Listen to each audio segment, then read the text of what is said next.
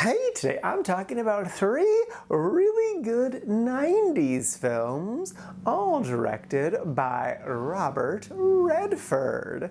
And the names of those 3 movies are A River Runs Through It, Quiz Show, and The Horse Whisperer.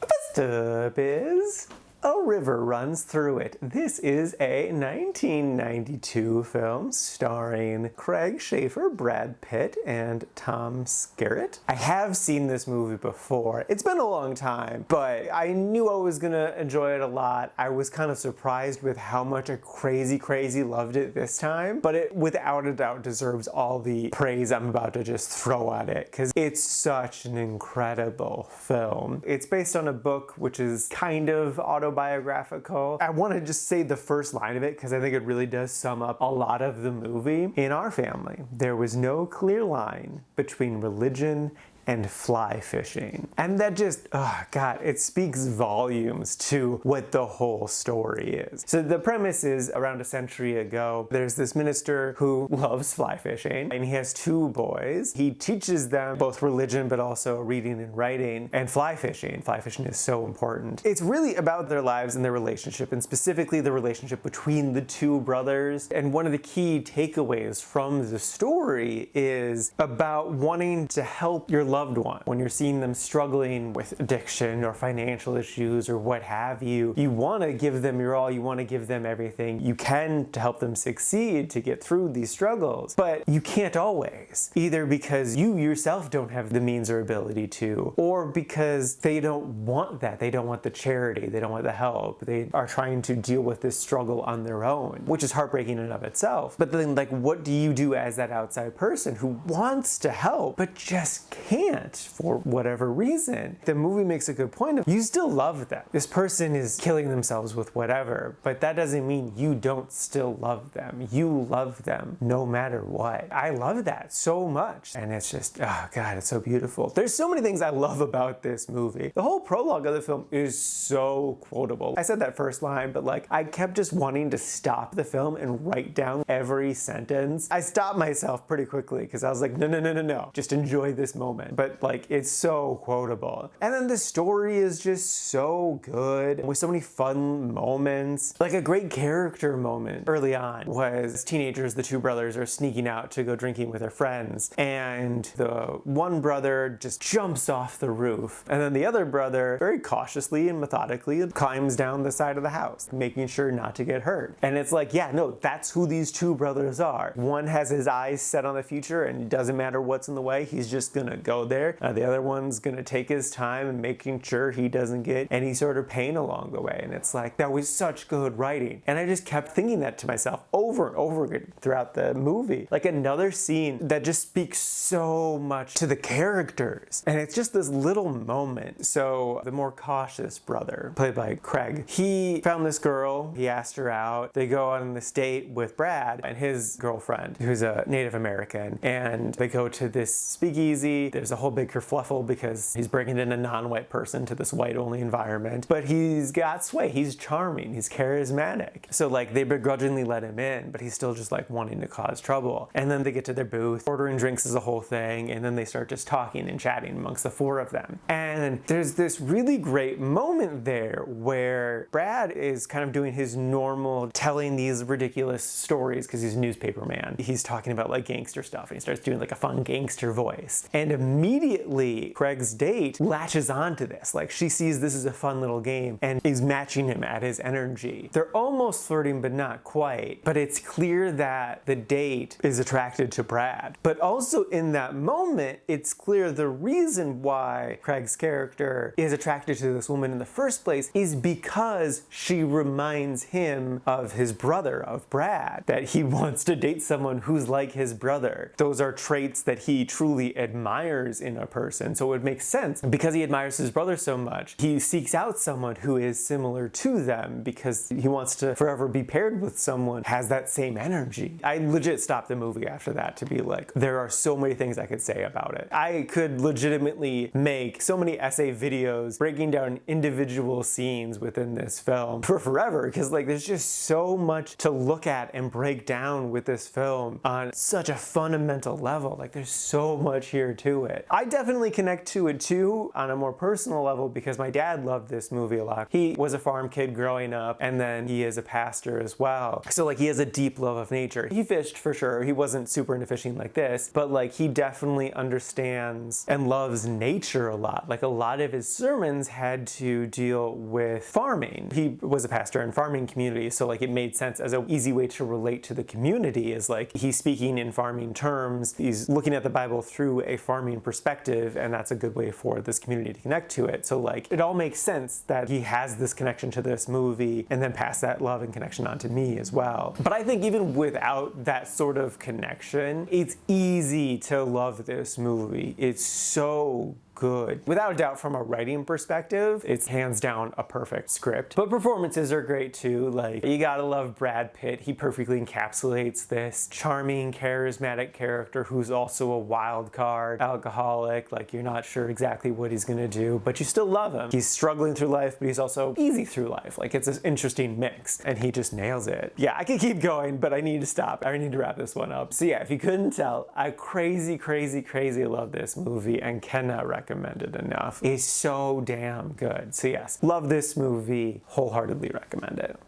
Next up is Quiz Show. This is a 1992 film starring a bunch of people you know. The basic premise is this is inspired by a true story about in the 50s TV quiz shows may have been rigged by the show creators. And so it's about the investigation into that. And it's really good. It's really solid. It definitely gives strong All the President's Men vibes, which makes sense because that stars Robert Redford and this was directed by Robert Redford. It makes sense that he would emulate this other really good movie that he was in. That's not a criticism, it's just kind of like a comparison. The story was definitely interesting. I definitely knew the broader strokes, but I either forgot or never knew a lot of the little details, so it was fun learning about the details here, like about how technically they didn't break any laws, so that was really interesting. Especially because like it just feels like they should be breaking a law, right? Because like they're lying to the public about this thing, but it's entertainment. Performances were definitely great. The one that I would give a shout out to is the investigator played by Rob Morrow. He was sort of like the through line for the film and really held it together. You were really on his side because you want him to find the truth, and we know the answer to everything. Like they tell us the answers to the investigation right away. And it just goes to show like the good craftsmanship of the film that like we're still gripped the entire time, knowing exactly how it turns out, knowing the answer to all of his questions, but still being fascinated by his investigation. And I think part of that too is just like how Rob doesn't want to necessarily believe the lies that are happening, but he's seeing all the pieces. Their lies are clearly there. And then you got John Turturro, who is always just his normal kind of chaotic self, and I think that really perfectly feeds into his sort of paranoid, clearly mentally unstable character. His zaniness definitely adds a nice flavor to the character. And then Ralph is also fantastic. He's so young and cute and charming. He also just gets swept up in this whole thing. It's easy to empathize with him. So yeah, no, this is a great film. Thoroughly enjoyed. It's a good story told well, great cast, solid script, good direction. So yeah, you want to watch a good movie? This is a good movie.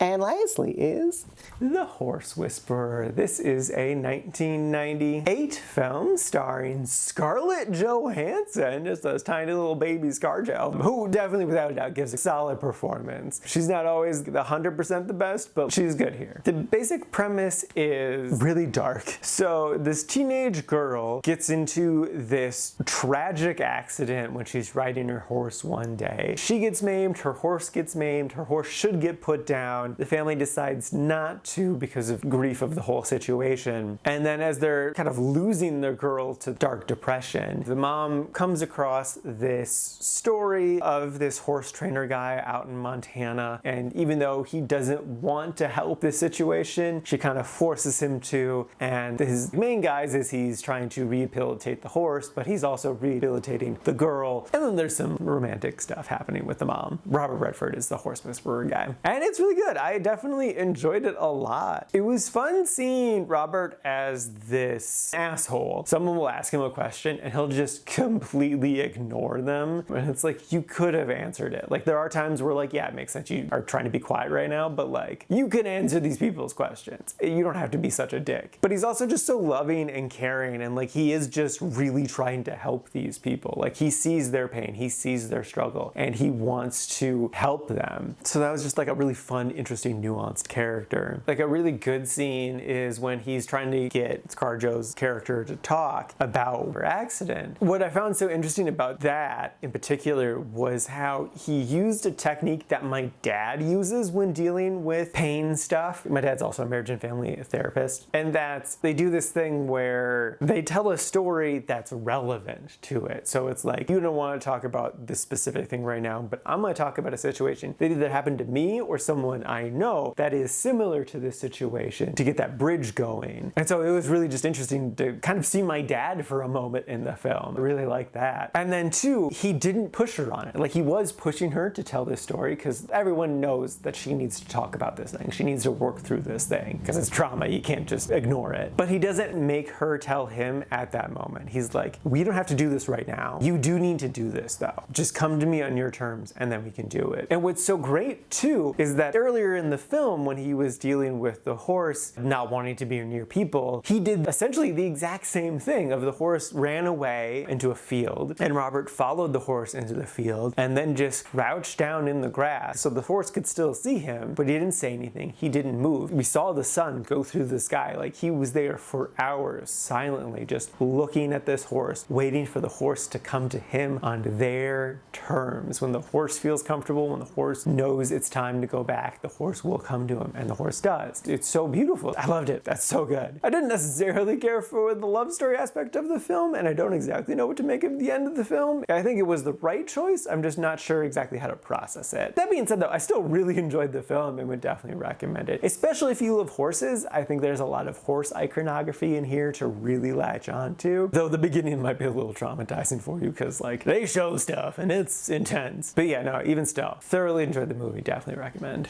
Alrighty, now for today's rankings. First up, we got A River Runs Through It, sitting at number 3 in the really like section. It's so damn good. Part of the reason I didn't put it higher is because it's a movie I've seen before, so I knew I was gonna like it a lot going into it, but it is just a damn perfect movie that I love so much and cannot recommend enough. And then after that is Quiz Show, sitting at number 33, again in the really like section. And then bringing up the rear, not too terribly far behind, is The Horse Whisperer, sitting at number 42, again in the really like section. And this is out of a total of 180 old movies so far this year.